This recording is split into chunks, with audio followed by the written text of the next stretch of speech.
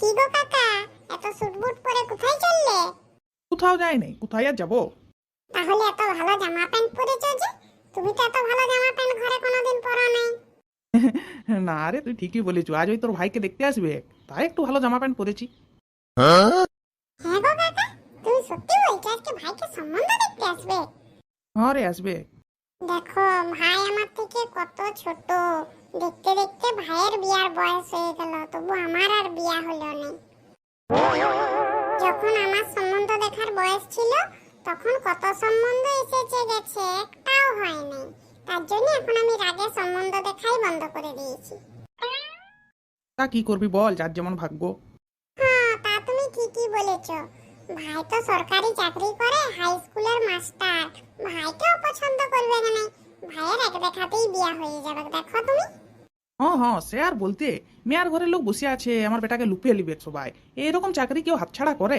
একবার দেখাতে যা বলবো তাই মেনে লিবে, তবু আমার বেটার সঙ্গে বিয়া দিবে কি? দেখে এলে তুই। তুইও এক কাজ কর, তুই বরং ওই চা দোকান ছেড়ে দে, দিয়ে ঘুষ টুস দিয়ে একটা চাকরির ধান্দা কর। ওই চা দোকানের জন্যই কোনো মেয়ার বাপ তোকে পছন্দ করছে না। ঘুষ দিয়ে হোক যাই হোক, একটা চাকরি জোগাড় করলে সম্মানই আলাদা।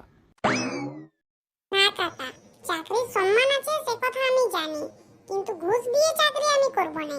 নিজের যোগ্যতায় যদি আমি চা দোকানও করতে পারি, সেটা আমার কাছে বেশি সম্মানের। তাতে আমাকে মেয়ের ঘরের লোক পছন্দ করুক আর নাই করুক, আমি বরং সারা জীবন এ বড়ই থেকে যাব, তবু তো সম্মান থাকবে, বলো? ঠিক আছে তাহলে, আমি এখন যাই রে, নাহলে আবার ওরা চলে আসবে, দেরি হয়ে যাচ্ছে। হ্যাঁ কাকা, এসো। শুন, তুইও চলে আয়, তুইও ওইখানে থাকবি। যতই হোক তোর ভাইয়ের সম্বন্ধ বলে কথা, তুই বড় দাদা, তুই ওইখানে না থাকলে চলে? তাড়াতাড়ি চলে আয়। আমি যাব? হ্যাঁ, তা যাবি নি, কি হয়েছে? চলে আয় চলে আয় তুইও, আমি আগাচ্ছি। ও, আপনারা এসে গেছেন, একটু বসুন, আমার হাজবেন্ড এক্ষুনি আসছে। হ্যাঁ হ্যাঁ দিদি, অত ব্যস্ত হবার কিচ্ছু নাই, দাদা আসুক না, আমরা একটু বসছি। হ্যাঁ হ্যাঁ ঠিক আছে, আপনারা বসুন। তুমি এসে গেছো? আর হ্যাঁ গো, তোমার আসতে এত দেরি হয়ে গেল, ওনারা এসে গেছেন। ওই যে রাস্তায় বল্টুর সাথে দেখা হয়ে গেল, ওর সাথে একটু কথা বলছিলাম, আর ওকে আসতেও বললাম। হ্যাঁ গো, তোমার মাথায় কি একটু কোনো বুদ্ধি শুদ্ধি নাই নাকি? আর কবে হবে বুদ্ধি শুদ্ধি? কেন, আমি আরো কি করলাম? এখানে আমার বেটার সম্বন্ধ দেখা চলছে, আর তুমি বল্টুকে আসতে বলে দিলে। আমার বেটা একটা এত বড় মানুষ, সরকারি চাকরি করে, হাই স্কুলের মাস্টার, ওর সাথে বল্টুর সব? হ্যাঁ, এখনই যদি ওনারা জানতে চান যে ও কে বটে, কি করে, তখন বলবো যে চায়ের দোকান করে, আমার হাসুরে ছেলে ওঠে, আমাদের মান সম্মানটা কোথায় গিয়ে দাঁড়াবে বলো দেখি?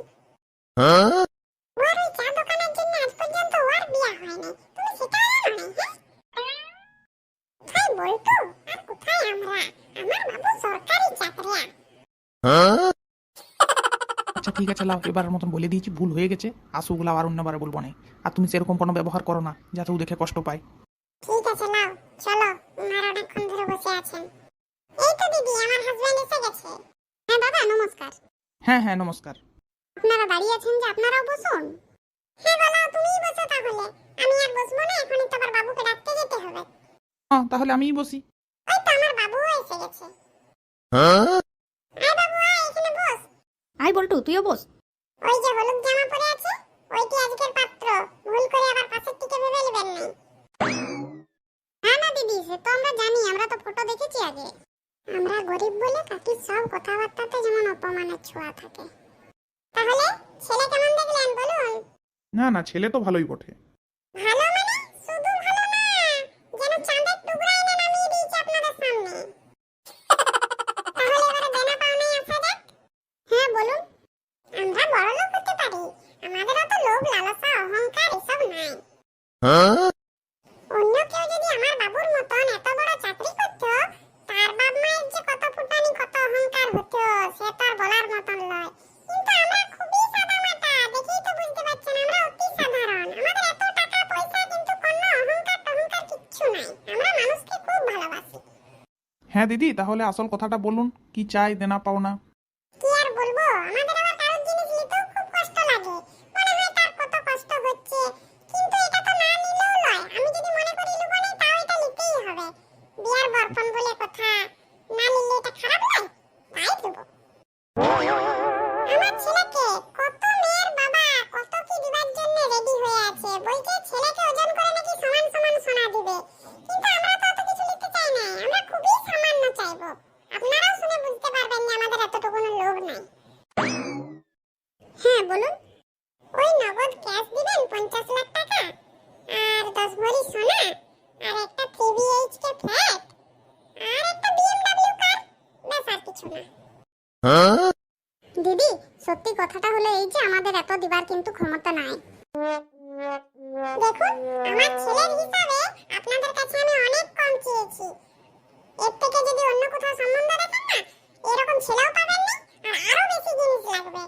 আমার ছেলেকে আপনার মেয়ের সাথে বিয়ে দিতে চাইছি, এই আপনাদের ভাগ্যের বিষয়। অন্য কোনো কোথাও বিয়ে দিলে না আমার ছেলেকে আরো বেশি পাবো, কিন্তু আমি তা চাই না।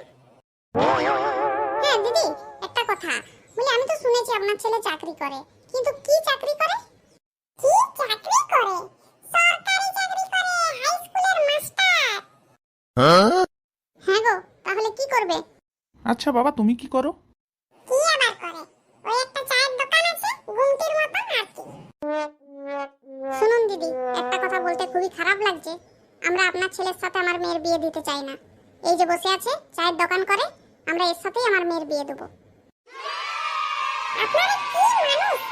আপনারা ভালো মন্দ বুঝেন না যে আপনার মেয়ের কোনটা ভালো হবে কোনটা খারাপ হবে? একটা সরকারি চাকরা হাই স্কুলের মাস্টারটাকে ছেড়ে দিয়ে চায়ের দোকান মারার সাথে বিয়ে দেবেন? শুনুন, এককালীন ছিল সরকারি চাকরি হাই স্কুলের মাস্টারের বিরাট ডিমান্ড, কিন্তু আজকালকার দিনে সরকারি চাকরি হাই স্কুলের মাস্টারের কোনো ডিমান্ড নাই। একটা সরকারি চাকরি হাই স্কুলের মাস্টারের কোনো ভরসা আছে? যার চাকরি আজ আছে কাল থাকবে না না থাকবে তার কোনো গ্যারান্টি নাই। কিন্তু একটা চায়ের দোকানে ছেলে কম পয়সা রোজগার করতে পারে, কিন্তু তার ভরসা আছে যে চা দোকান আজ আছে মানে সেটা কাল থাকবে। ঠিক আছে? আর আপনাদের মতন লোভী মানুষ আমি জীবনও দেখিনি। লোভ নাই করে তো এতগুলো বলে দিলেন। আপনার ছেলের সাথে আমার মেয়ের বিয়ে আমি কোনো মতেই দেবো না। শুনুন, শুধু টাকা থাকলেই হয় না, মন মানসিকতাটাকেও সুন্দর করতে হয়।